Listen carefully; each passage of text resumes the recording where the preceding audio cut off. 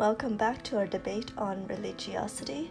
So far, we have looked at reasons religion is advantageous or disadvantageous as an evolutionary adaptation for our species. However, perhaps religion wasn't an adaptation at all. This time, we're looking at religion as simply a byproduct of how our brains are wired. We may just be primed for religious thought.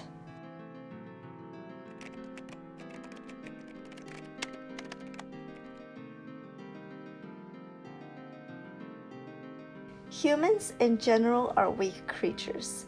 Unlike other predators with teeth and claws, we have very little natural weapons to defend ourselves. Instead, we must be more vigilant of anything other than ourselves in order to find both potential allies and threats. This detection mechanism can be advantageous, but also make us hypersensitive to our surroundings and the intentions of others. This combination of our sensitivity to our surroundings and the need to determine intentions can make us anthropomorphize our environment.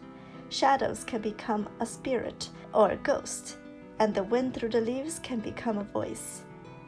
This anthropomorphizing is not always consistent with reality. You might think it's far easier to just treat things as they really are.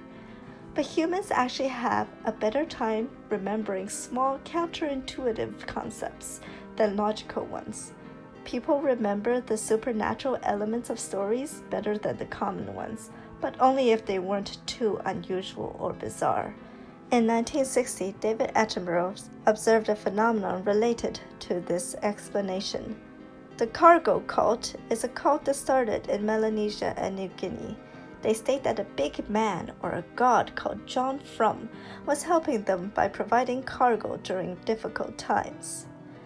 The prophet was the only one capable of communicating with his superior by radio.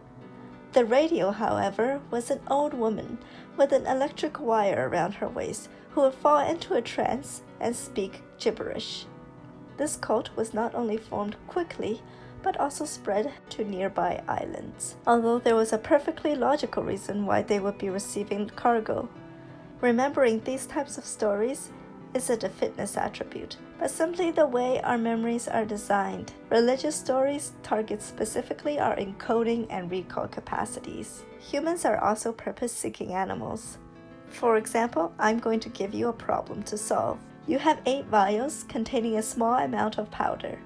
One of these vials contains a poison, and it weighs slightly more than the others. You are given a balance in order to weigh your vials, but you can only use it twice. How do you find the poison? Now, you'll likely try to figure this out yourself.